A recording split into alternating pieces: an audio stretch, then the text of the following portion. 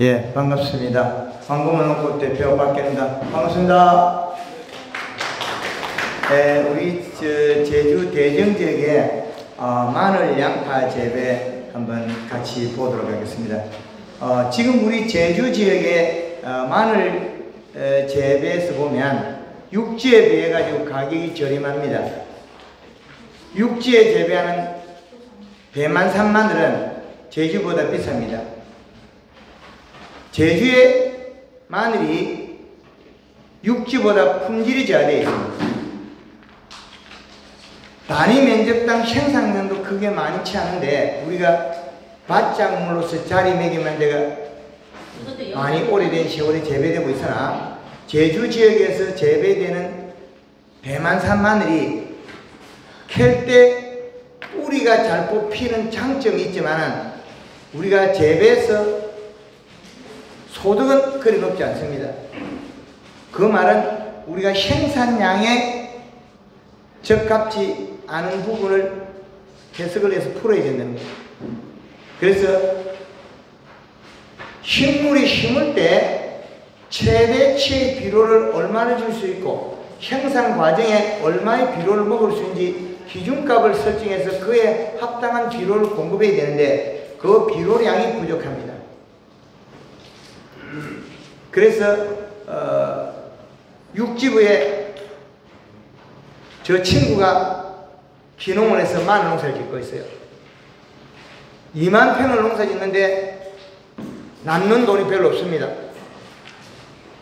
비료값은 1,500만 원 들고 농약 빈병을 1년에 톤백 1개를 만들어내고 있습니다. 올해부터는 지난 작년 2024년 가을에 마늘 심을 때 창녕 마늘 이거는 벼논에 심습니다. 논 재배하고 아주 조건이 심는 게 열악합니다. 그런데 여기에 100평을 심을 때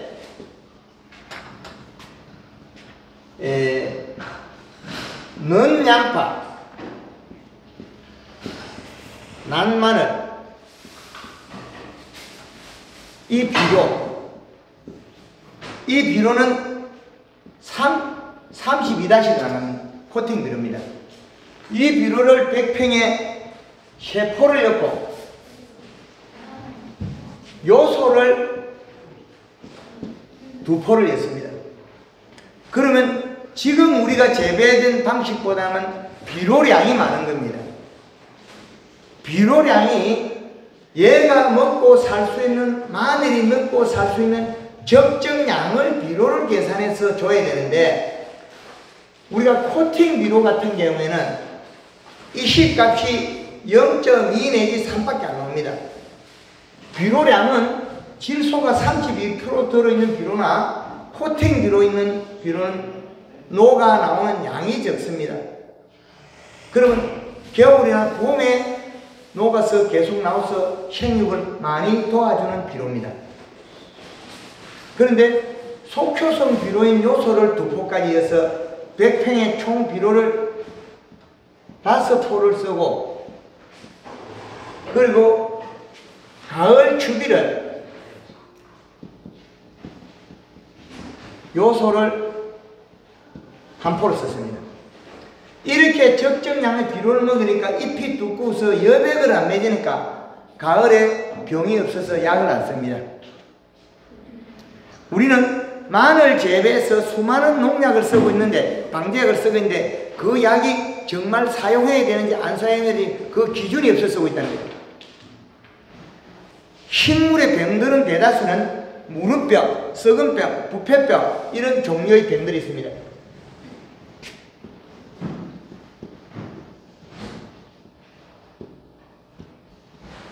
마늘이 제일 많은 병이 무름병, 그 다음에 흑색 썩은병,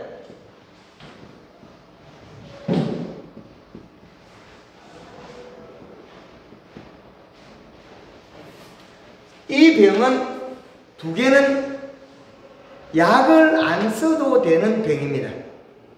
왜 약을 안 써도 되느냐? 우리가 이 병의 약을 쓰는 것 같으면 이 병은 여백에서 타고 내려온 물방울,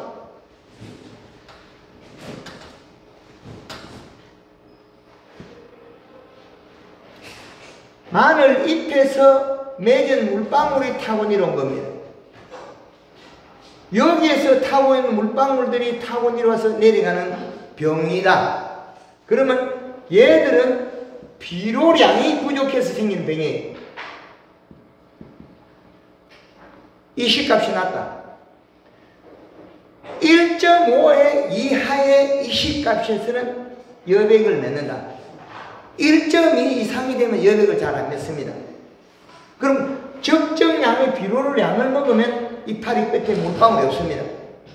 요 물방울 속에 들어있는 뿌리에서 간 여기 질소를 소화를 시켜서 가면 아미노산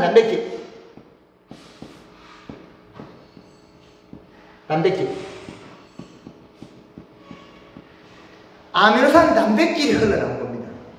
이 아미노산 단백질이 흘러나와서 땅에 있는 균들을 활성화시켜서 활성화된 균이 식물의 뿌리를 먹는 겁니다. 그러면 우리가 균의 활성화를 안 시키려고 하면 비료량을 맞추면 됩니다. 이식값을. 그러면 지금 작년에 있는 친구가 작년 2024년 가을에 심은 마늘이 지금까지는 농약을 전혀 안 쓰고 있습니다. 농약값이 최소한 1,000만원에서 2,000만원 들던 걸 비료로 대체해서 생산량을 늘리는 거예요. 그러나 마늘에 약을 안 치면 치료가 안 되는 병이 있습니다. 어떤 병이냐면 녹병입니다. 녹병은 요 균들은 비동작균이 돼서 여백의 영양을 먹고 자라는 균입니다. 여기에서 내려온 영양을 먹고 여기서 병균이 휴면 상태의 병균이 활성화됐다. 휴면 상태의 병균이 활성화돼서 그 균에 의해서 뿌리를 먹어서 가을에 고자리파리 병 같은 게 생기는 병이 가을에 생기는 병들입니다. 그리고 흑색성병 역시 또한 봄에 균은 있으나 그 균을 활성화를 안 시키면 그 균들이 동작을 안 합니다. 결국엔 우리는 비료량을 적게 줘서 땅속에 있는 균을 활성화시켜서 작물이 상했다는 거죠. 그래서 비료량 이식값을 늘려서 살균제를 무름병, 흑색성병은 살균제 없이 재배할 수 있다. 질문. 예. 그러면은 그 병을 안 걸리기 위해서 미리 방제를 해야 되는 거잖아요. 개뿔. 미리 방제라는 것은 휴면 상태의 균은 활성화 안 되기 때문에 아무리 방제를 해도 소용이 없습니다. 제가 얘기하는 건 살균제를 말하는 게 아니고 요소를 뿌리면 그게 작동을 안 한다는 거잖아요. 여백이 안 되죠. 여백을 안 되는. 그렇죠. 여기에 아미노산 단백질이 흘러나오지 않아야 된다. 그 아미노산 단백질이 왜 나오느냐? 지금 먹은 양으로 낮에 광합성을 해서 탄수화물 만들어서 탄수화물 농도만큼 저녁에 기공을 닫고 있는 영양분을 먹을 수 있다는 거죠. 그럼 낮에 만든 탄수화물 농도가 부족하면 여백을 맺는다. 그럼 비가 올 때는 이 식값이 1.2가 돼도 여백을 맺을 수 있다는 거예요. 그러나 이 식값이 1.5가 돼서 엽이 진녹색이 됐으면 여백을 안 맺어요. 비 오기 전에 계속 요소를 뿌려주면 효과가 좋은 거예요. 그렇지만도 않습니다. 성장분이 있으니까. 비 오기 전에 연면십에서 탄수화물 공급시켜야 돼요. 연면십으로서 설탕과 황금을 고쓰는 골드그린이나 골드 칼라 써서 잎을 두껍게 써서 탄수화물 잎에다 공급을 시켜야 돼요. 여름에 고추 재배 농가들이 비가 많이 오면 설탕 농도를 더 올려버립니다. 그러면 비가 아무리 많이 오도 고추가 허리 자무르고 어깨까지 자무르도 비 오고 나면 고추가 멀쩡하게 있습니다.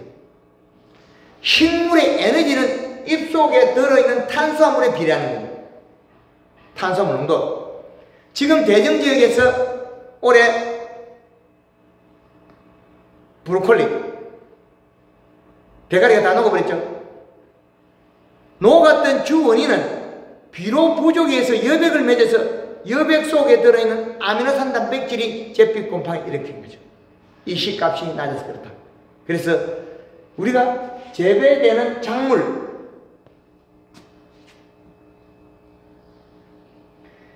우리가 식물에 밥상을 차린다.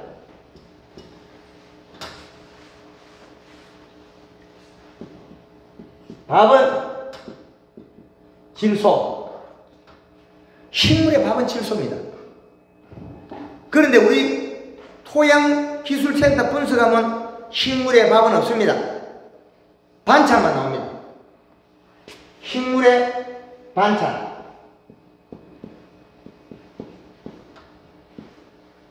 인산, 가리, 칼슘, 마그네슘. 요것만 나오지 우리가 질소에 대해서는 갑이 척척내가 나오지 않는 우리는 주묵국 농법이죠. 앞뒤 견적이 없습니다. 어떤 비료를 써야만이 우리는 적정하다 하는 기준값 없는 농사를 짓고 있습니다. 그 다음에 식물의 밥상에 양념은 미네랄. 요거 별로 중요 안 합니다. 그런데 매일 요거까지 이야기하고 있죠. 그거 그리 중요 안 합니다. 뭐 잘못되면 뭐라 그래? 칼슘 결핍 그러죠. 칼슘 결핍보다 비료 부족에서 오는 병이 제일 많아요. 여름에 고추가 끝이 마르고 쭈그러지면 칼슘 결핍, 그거 다 뻥입니다. 비료가 부족해서 일어난 일 칼슘 부족에다 다 갖다 붙여놨어요. 그래서 비료가 부족해서 생긴 병을 약으로 잡아주기가 어렵습니다. 그래 2024년에서 2025년 되면서 브로콜리가 비료가 부족해서 하엽이 마르고 생장점에 꽃대가 올라오면 우리는 잘라서 팔아야 되는데 시커멓게 녹아버렸어요. 그 추비를 안 줘서 그런 거죠. 추비를 줬더라면 이 식감만 올렸더라면 안 죽습니다. 지금 마늘 양파가 잠이 깨서 비료를 먹고 있습니다. 마늘 양파가. 오늘이 2025년 1월 21일. 그러면 오늘에 지금 우리가 마늘 양파가 잠이 깨서 자라고 있습니다. 제가 들어오는 1월 10일 날은 잠이 안 깼습니다. 그러나 지금은 마늘이 잠깨가 자라고 있어요. 잠깨가 자라고 있는 건 어떤 형태를 나타내냐면 새순이 뻗어나온 게 보이고, 마늘 양파는 잎이 뒷면에 살이 찌기 때문에 이렇게 하트가 만들어져요. 잎이 이렇게 말려요. 그렇기 때문에 연면십에서 빨리 뿌리를 펼쳐서 이 씨값을 2.5 정도로 끌어올려야 됩니다. 그래서 성장을 빠른 속도로 유지해야 돼요. 그래야만이 다 수확할 수 있다. 그래서 지금 현재라면 마늘 양파의 이 씨값은 2.5 정도. 2.5 정도 좋다. 그러나 이보다 3.5까지 늘어난다고 해서 온도값이 낮기 때문에 해가 되진 않는다. 3.5가 돼도 장애가 없습니다. 황금을 놓고 해서 겨울에 2.7의 이 씨값은 하우스 작물에 밤온도가 15도에서 20도 되는 작물, 낮온도 30도, 그 작물에 한해서 이 씨값이 2.7이지 우리처럼 제주도에 한라봉 레드양 무가온 재배, 온도를 주지 않는, 온도가 낮은 작물에서는 이 C값이 3.5가 더 좋더라는 거예요. 그래서 지금 마늘에는 2.5 정도만 맞춰도 충분히 좋습니다. 그 이상이 돼도 나쁘진 않다. 그리고 봄이 됐을 때 이 C값은 2.5 정도 되면 됩니다. 지금은 2.5 이상이 되는 거고. 그러면 우리가 다 수확할 수 있는 기준이 됩니다. 비료를 줬을 때 마늘이 비료가 너무 가까이 있으면 죽어버려요. 뿌리가 녹아버립니다. 그러나 충분히 먹을 수 있는 환경이 된다면 다 수확하는 주 에너지가 됩니다. 연면시의 목적은 잎을 두껍게 만들어서 뿌리를 다량으로 늘리는 겁니다. 밑에 있는 비료를 잘 흡수하게끔. 그래서 우리가 기비로 했을 때 속효성 비료 1포는 이 C값이 요게 1평에 200g입니다. 이 C값은 0.8이 나옵니다. 이 C값이. 그러면 우리가 비료를 써야 되는 양이 계산이 되는 거예요. 이 C값으로 비료량을 계산해야 되는데 이 C값으로 비료를 계산 안 하고 그냥 우리가 쓴 비료는 포대기수 늘었다. 그러면 우리가 유기질 비료를 질소가 없는 포대기수가 늘었다고 해서 마늘 생산량이 느냐? 그렇지는 않습니다. 비료 포대기수가 늘었다고 해서 많이 들어갔다고 해서 생산은 늘지는 않는다. 왜 그러냐? 인산가리, 칼슘, 마그네슘 많은 걸 주면 식물의 밥에 해당하는 영양소는 없다는 거죠. 밥에. 그래서 토양 분석을 해보면 인산가리가 과다 축적되어 있는 농장들이 어마어마하게 많습니다. 그런데 우리는 또다시 퇴비를 주고 복합비를 주고 21-를 주고 NK를 주고 농사 짓는다는 거예요. 그래서 그런 비료를 공기에 그리고 기비 토양 속에 많이 있는 비료는 안 주는 것이 제일 좋다는 거죠. 그래서 기비를 줄 때 우리가 요소를 주면 속효성이기 때문에 이 C값이 0.8이 나옵니다. 그럼 올코팅 비료를 주면 0.2 내지 0.3이 나옵니다.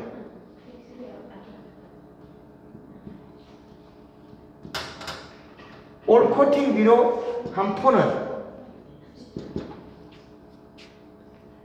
이 C가 0.2에서 0.3 정도밖에 안 나옵니다. 그래서 올코팅 비료를 100평에 6포를 넣는다고 작물의 장애가 일어나지 않더라는 거예요. 심을 때 기비로. 돈이 비싸요. 올코팅 비료는 질소 함량 1%에 1,000원씩 올라갑니다.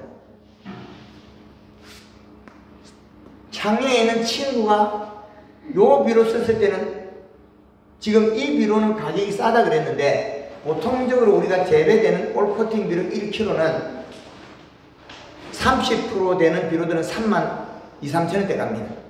그런데 우리가 속효성 비료 21-나 맹품 300, 32-8에 10에 8 복합비료 이것들은 만 몇천 원밖에 안 해요. 그래서 우리가 생산하는 비료 값을 얼마나 전략해서 농사를 지을 거냐? 그러면 추비를 자제하도록 속효성을 비료 써야 됩니다. 코팅 비료나 완효성 비료는 가격이 비쌉니다. 키로당 단가가 더 나간다는 거죠. 단가를 낮추는 방법은 속효성 비료를 쓰는 게 단가가 낮아진다. 그러면 우리 토양이 부드러워서 비료가 흡수력이 잘 되는 것 같으면 속효성을 많이 써도 되는데 우리 땅이 딱딱해서 비료를 해도 흡수가 잘 안 되고 용탈이 많은 때는 기비료, 코팅 비료를 좀 쓰는 게 좋습니다. 얼마를 써야 되겠냐는 거죠. 그래서 백평당 한 2포 정도는 써주는 것도 나쁘지 않습니다. 그래서 지금부터 마늘이 잠이 깨서 깨고 있다면 자주 비료를 줘야 된다. 지금은 병이 벌써 양파에 어제 대중에 무름병이 오는 걸 뽑아내는 걸 유튜브 촬영해가지고 올려놓은 것도 있습니다. 무름병이 온 거는 균이 문제가 아니고 여백이 문제 있다. 여백이. 균이 있어도 약을 방제를 안 하는 프로그램을 짜면 되는데 그거는 우리가 밝혀내지 않았기 때문에 계속 농약을 쓰고 있다는 거죠. 황금원원급에서 최근에 알기 개울 하우스에 3일에 한 번씩 물을 뿌려주고 딸기 하우스에 살균제를 안 씁니다. 이파리에 있는 물방울을 씻어내는 일을 하는 거죠. 이파리에 있는 물방울을 안 맺게 하는 농법을 가르칩니다. 비료를 충분히 잘 먹으면 여백이 맺지 않습니다. 여백이 맺지 않는 이 시량을 우리는 적용해야 제일 좋다. 그래서 제주도에 과수농사부터 해가지고 밭작물에 척전기를 많이 보급했습니다. 농협에도 사라 그러기도 하고 척전기를 땅에 꽂아서 이 씨값을 측정해서 재배하면 작물들이 병을 안 하는 경우가 거의 대다수입니다. 우리가 감자를 심을 때 녹균병, 갑자기 이파리가 말라버리는 것, 그것 또한 전부 다 비료량이 작아서 생긴 겁니다. 그래서 두둑을 지을 때 지금 겨울에 감자 심어놓은 거 보면 두둑이 하나도 없이 다 덮은 데도 많습니다. 물이 안 들어갈 정도로. 그래서 또 비닐을 또 기계로가 말아가 깔아버리면 땅에 확 박여가지고 놀골에 비료 주면 비료가 안 들어가는 경우도 많습니다. 그래서 강원도에 가서는 우리가 몰칭하는 비닐이 기계로가 깔 때는 아래쪽에 땅속에 박이는 부분은 구멍을 좀 뚫으라 그랬어요. 그 사이가 뿌리가 나오고 비료가 들어가게끔. 그런 것도 많이 새로운 농자재에 대한 부분도 알려드리고 있고 그 다음에 비료량에 대한 부분도 알려드리고 있습니다. 그래서 우리가 재배되는 작물을 어떤 기준값에 재배해야 되느냐, 그게 제일 중요하죠.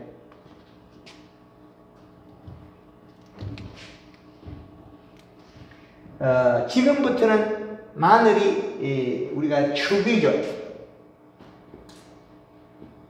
봄 추비. 양파도 봄 추비. 마늘이나 양파의 봄 추비입니다.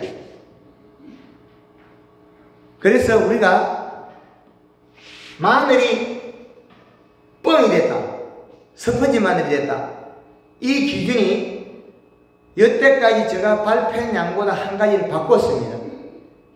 여기에 비료 알갱이가 들어가서 세포가 녹았다가 아니고 비료를 적게 줘서 여기서 잡고 있는 힘이 약해서 여백이 들어가서 균이 활성화돼서 스펀지 마늘 뻥마늘이 됐다는 거예요. 균입니다. 추비를 아주 잘해도 그 시기에 비료가 뻥마늘 될 시기에 비료를 전혀 안 해도 나오더라는 거예요.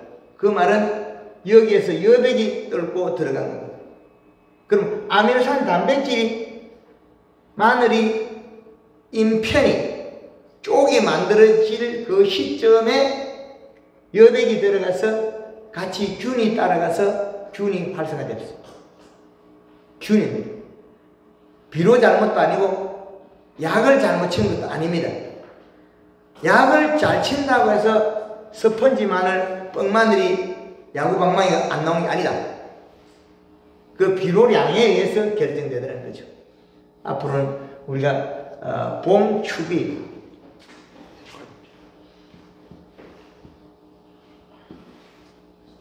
봄 추비 중에서 마늘이 마지막에 우리가 수확 때 마지막 추비는 보통 보면 우리가 NK를 씁니다.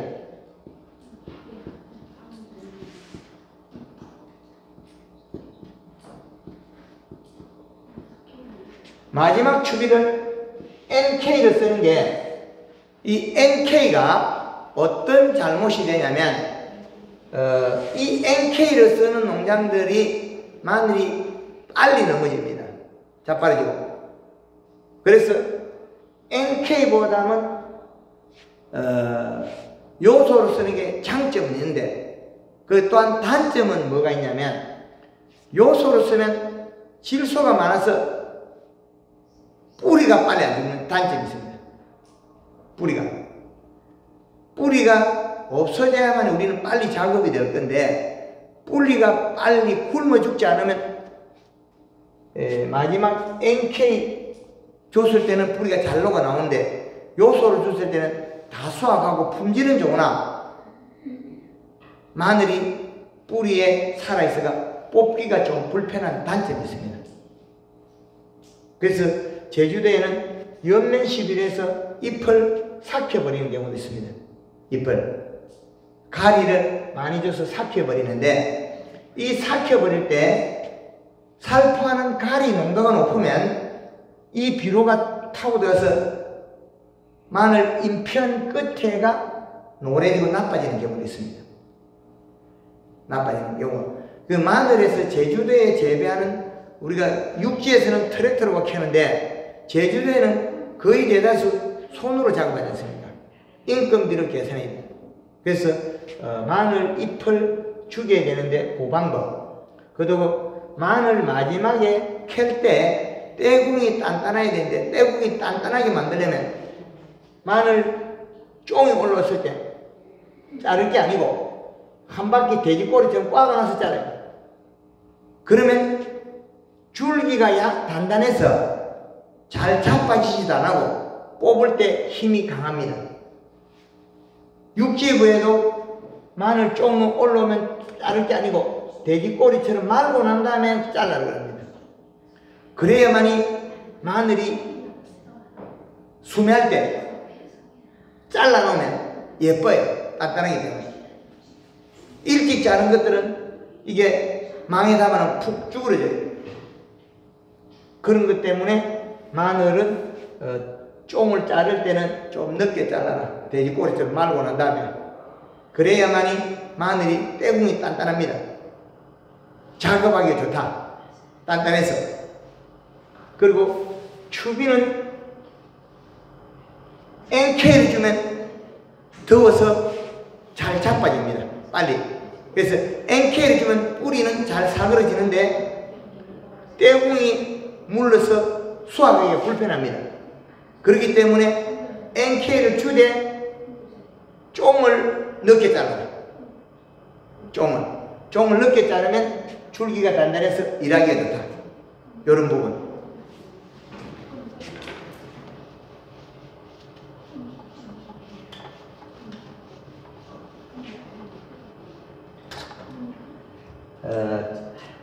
그 추비를 우리가 몇 번 줘야 된다는 것은 기준에서 잡을 수가 없습니다. 밤마다 그 토양이 비료를 가지고 있는 힘이 각각 다르기 때문에 추비는 자주 줘서 잎을 두텁게 만드는 게 제일 좋다. 마늘이 보면 이파리가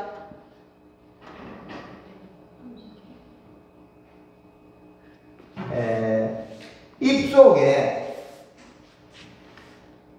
갑자기 여기가 말라버린 경우가 있습니다. 이렇게 쭉 이게 여기에서 이렇게 쭉 말라 들어가는 게 있습니다.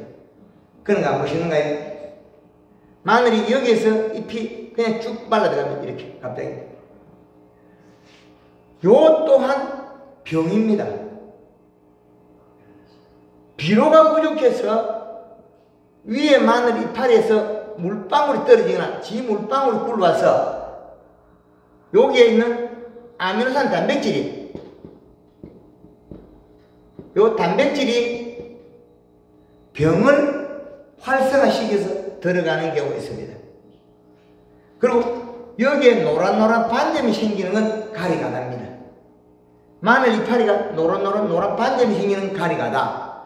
그리고 여기서 점이 생겨 쭉 말라 들어가는 건 병입니다. 근데 그 병은 약을 친다고 치유되지 않습니다. 연면 시비에 설탕이 더 치료 잘합니다. 탄수화물 공급 없어서 여백을 안 맺게 만들면 병이 안 되는데 여기에 생겼던 게 약을 치가 잘 안 잡히는 분들이 많아요. 균은 약으로서 잡아야 되게 하나 발생 안 되게 하는 것은 비료량이 결정한답니다. 그래서 녹병 외 것들은 병 발생을 줄여야 된다. 병 발생을 줄이는 방법은 이 시값을 맞춰서 여백을 안 맺게 하면 제일 좋다. 연면 시비는 언제까지 얼마나 차야 되는가요? 예.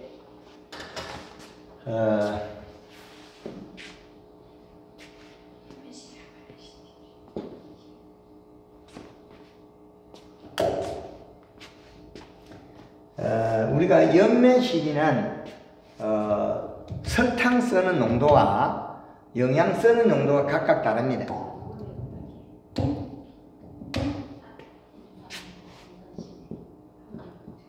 겨울에는 설탕을 이거는 물 500리터 설탕을 3kg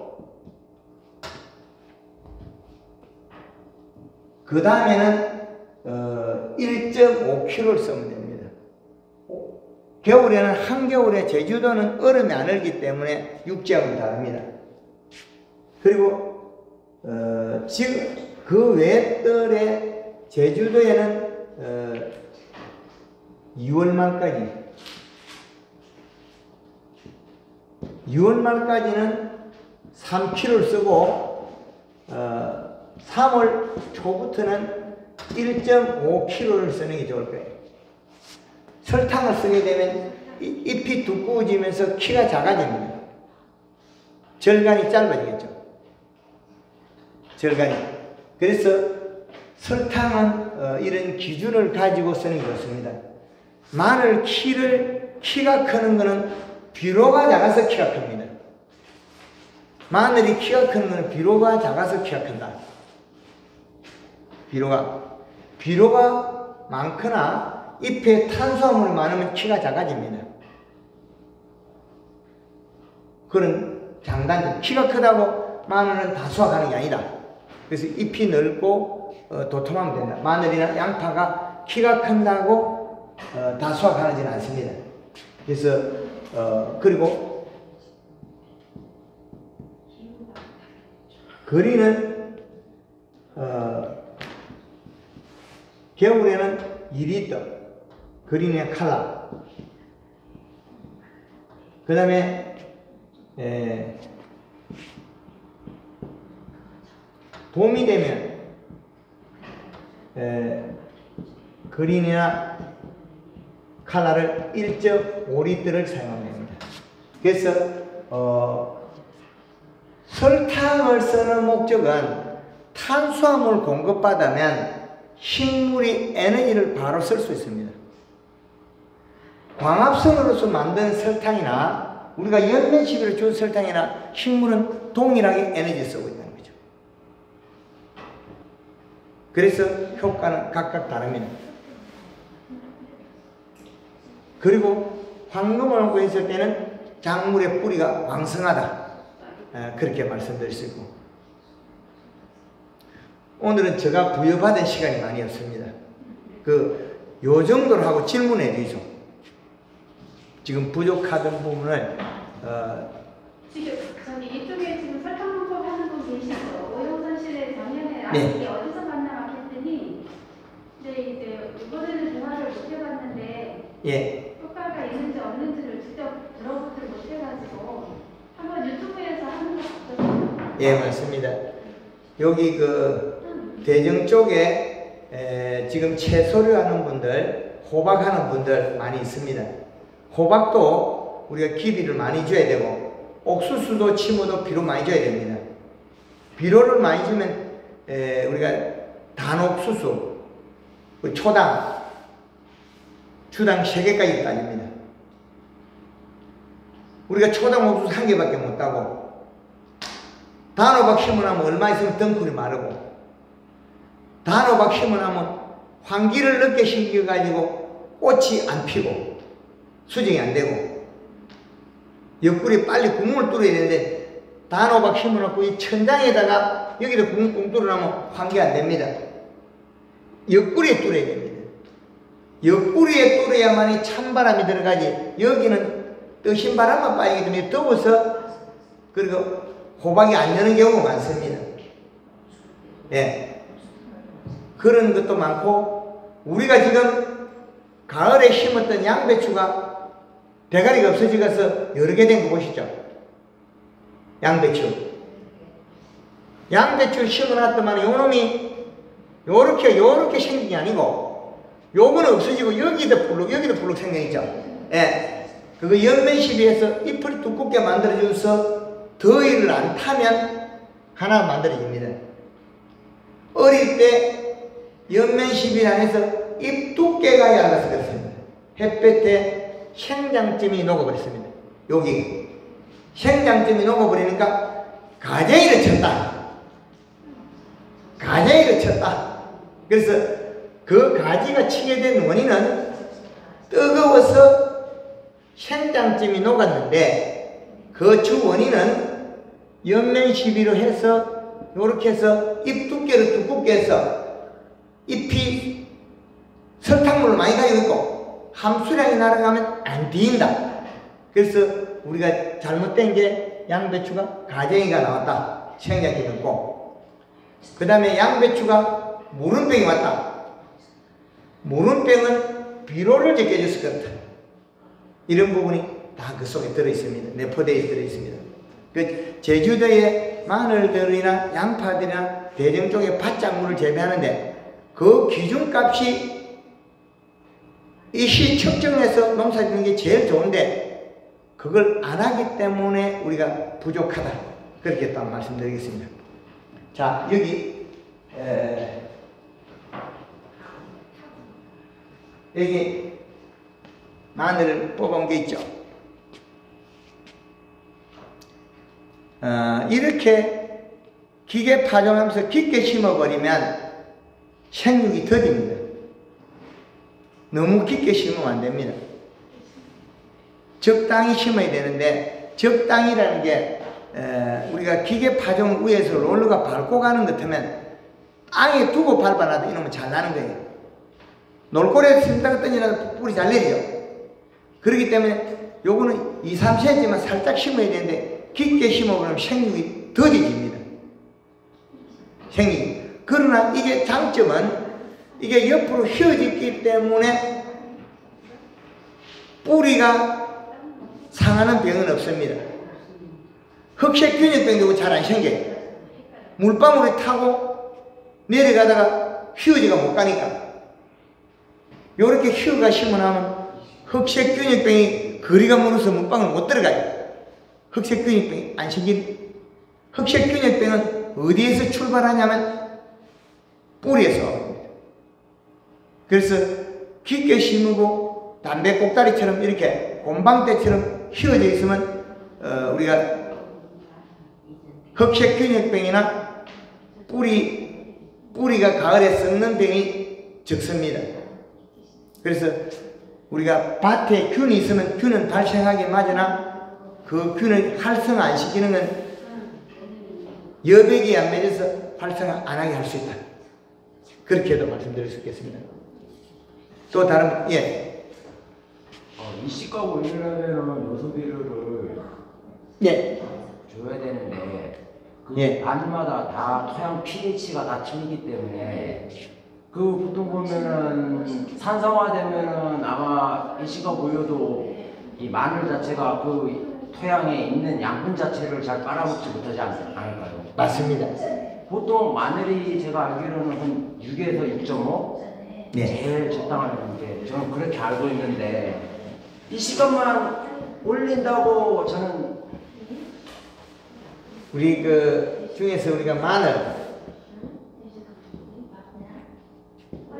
pH 예 우리가 비료를 쓴다고 해서 pH가 변화가 많이 안 생깁니다. 양액 재배에 딸기라든지 오이라든지 재배할 때 A통, B통, C통에 질산이 들어있습니다. 요게 들어가서 올리는데 비료 자체에서 이것도 산성입니다. 산성인데 우리가 마늘의 비료 뿌리가 산도를 떨어뜨리기 힘들다. 그보다는 산도를 떨어뜨리면 마늘 뿌리가 더 산도를 많이 떨어뜨려요. 마늘 뿌리 가지고 산이 여기에서 마늘 뿌리가 먹고 살기 위해서 산을 분비했겠죠. 그 산이 더 많지 비료 뿌리 가지고 마늘밭에 pH가 떨어질 정도는 아닌 것 같다. 그래서 양액 재배에서 C통에 질산이 들어갔을 때 더 산도가 많이 떨어진다는 거죠. 그런데 일반 우리가 재배에서는 토양 분석 1년에 한 번 정도 하면 되겠다. 토양 분석할 때는 거덕을 파내지 말고 직각으로 잘라내고 그 다음에 두부처럼 잘라가라. 좋은 자리, 보통인 자리, 나쁜 자리 3개를 각각 분리해라. 그래서 우리가 과거에 토양 분석하던 식으로 하지 말아야 된다. 지금 pH 가지고 그래 염려하는 것보다는 1년에 한 번씩 토양 분석했을 때 석회 사용을 써서 안정하시면 되겠습니다. 예. 답변이 됐습니까? 예. 하여튼 제주 대전 지역의 밭작물에서 식물에 밥을 안 줘서 농사가 안 되더라. 감자에 비료를 안 줘서 감자가 굶어 죽고, 양파를 비료를 안 줘서 양파가 잘못되고, 그 다음에 호박을 비료 안 줘서 이런 경우가 많다는 거예요. 제가 한 4, 5년 전에 강원도에 가서 감자밭에 비료를 7포 주라 그래가지고 요걸 되게 들었습니다. 그런데 지금은 감자 심을 때 그분들이 비료를 더 줘요. 처음에 심을 때 5포 주라 했거든요. 감자에 21-2포, 완효성 2포, 요소 1포. 감자 심을 때 100평에 비료 5포 넣고 추비 요소 2포 해라. 그렇게 천에 3사람이 따라 해가지고 8kg도 못 캐는 걸 23kg 공치기로 캐게 해줬어요. 그 지금은 8kg도 평균 안 되는 게 지금 15kg까지 올라갔어요. 평균 생산량이. 그리고 많이 잘 캐는 사람은 양은 25kg까지 나옵니다. 우리 대전에 있는 밭에 감자가 지금 캐는 사람도 있고, 아직 밭에 들은 사람도 있고, 또 봄에 심은 사람도 있고, 그래서 이 비료를 갖다가 얼마나 잘 쓰냐에 따라서 식물의 생존의 생산량이 바뀌더라. 그리고 그건 기비로 조정할 수도 있고 추비로 조정할 수 있는데, 기비를 잘 먹어내는 것은 마늘과 양파와 감자. 감자는 저온에서도 뿌리가 잘 뻗어나옵니다. 저온에서 잘 먹습니다. 그래서 유튜브 상에 황금알 농법 강의가 많이 있으니까 오늘은 시간이 짧아서 제가 많은 내용을 말씀드릴 수 없습니다. 질문이 있으면 질문을 받을 거 아니면 마치겠습니다. 노면 시비는 수확 며칠 전까지입니까? 일주일 전까지 해도 되는데 장점과 단점을 아시기 바랍니다. 마늘에 연면 시비 했을 때 뿌리가 강해지게 만들 거냐 약해지게 만들 거냐. 그럼 염화가리를 섞어서 살포하면 잎이 마르면서 뿌리가 죽겠죠. 그렇죠. 그런데 영양제만 살포해가지고 거리나 설탕을 썼을 때 잎이 두터워지는 거 뿌리가 더 강해지겠죠. 마늘 캘 때 안 빠지겠죠. 임금이 엄청나게 들어버리겠죠. 그럼 염화가리는 몇 회 정도? 염화가리를 쓰려 그러면 먼저 마늘이 쫑대가 얼마나 강하냐 보셔야 됩니다. 이게 쫑대를 마늘 쫑을 일찍 잘라버리면 때가 물러가지고 염화가리에서 바로 팩 잡아집니다. 마늘 쫑을 돼지 꼬리 말고 조금 있다가 늦게 쳐버리면 단단합니다. 그 단단하기 때문에 연면십이 가리로 가지고 잎을 말려도 안으로 물이 안 들고 해가 없습니다. 이 구멍이 막혀 있으니까 단단해서 일찍 뽑은 건 이 쪽으로 들어죠. 작아진 거 보시죠. 일찍 잘라보니까 쪽을 잘라보니까 어떻게 바쁘다고 일찍 자른 거 어떻게 돼? 여기 쪽으로 말라 들어가 이 구멍이 생겨 물이 들어가요. 늦게 자른 거 어떻게 돼? 이 단단해가 앞바닥 힘줄이 생기죠. 이 힘줄이 생기도록 조금 늦게 자르자. 늦게 자르면 옆면 시비해서 마늘을 말려도 구에는 해가 없다는 거죠. 그리고 뿌리가 죽어서 빼기도 좋고 그렇게 되겠죠. 내용들은 많이 있기 때문에 그 활용을 잘 하시기 바랍니다. 네, 하여튼 감사합니다.